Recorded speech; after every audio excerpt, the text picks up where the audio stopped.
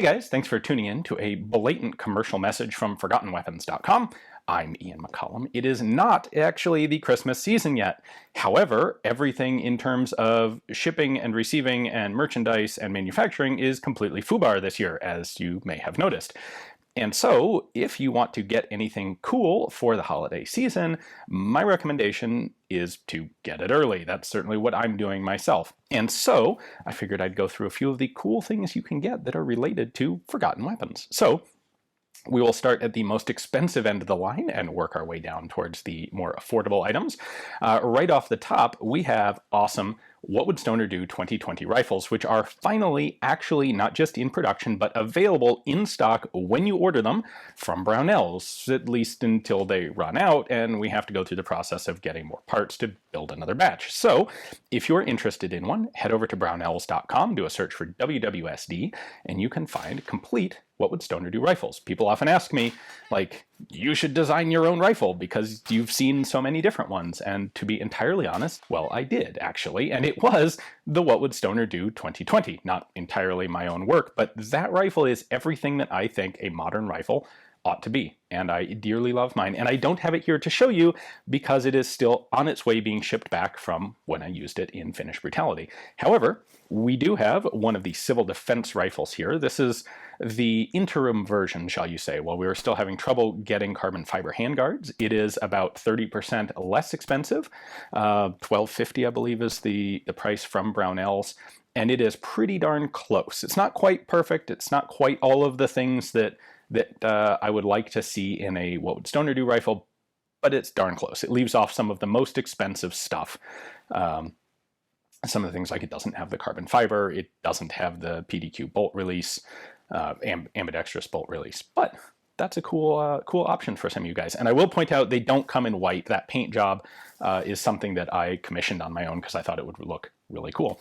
And if you're interested in building your own version of the What Would Stoner Do rifle, or you just want any other sort of lightweight AR, Brownells also has KP-15 lower receivers in a wide variety of forms, both black and flat dark earth, and everything from fully kitted out as a What Would Stoner Do lower with all the ambidextrous components, the JP capture spring for just over $700, down to a plain stripped lower for $99.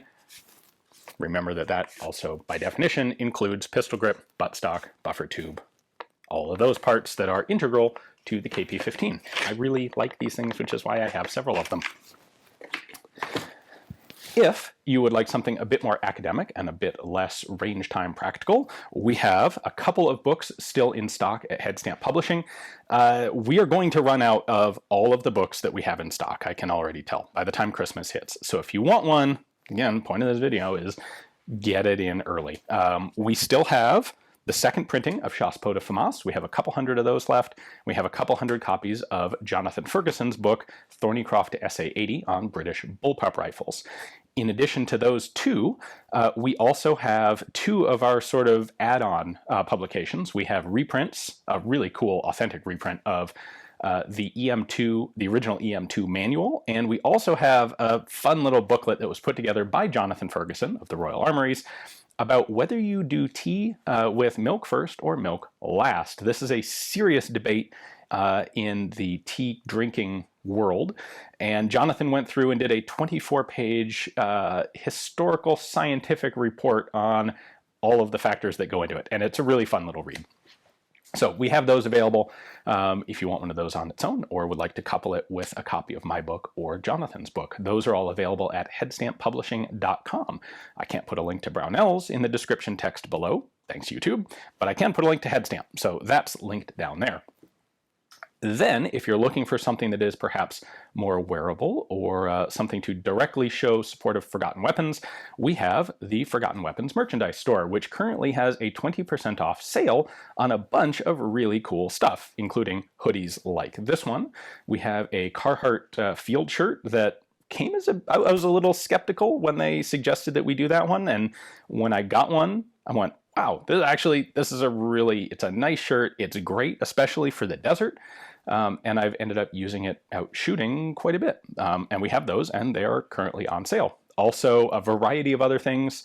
Elbonia t-shirts, which have always been a popular item, as well as Forgotten Weapon tees, short and long sleeve, hats, patches, stickers, pins, a whole variety of cool stuff. And that is all available at shop.forgottenweapons.com, and I will have a link to that down in the description text as well. So that perhaps went a bit longer than I originally planned it, but there is all sorts of cool stuff that you can get. I think we have pretty much something for anyone. So if you want to avoid all of the shipping disasters that are going on right now, make sure you have something cool for the Forgotten Weapons or generally gun-oriented person in your life. You can get an order in now and be sure to get it in time for the holidays. Thanks for watching.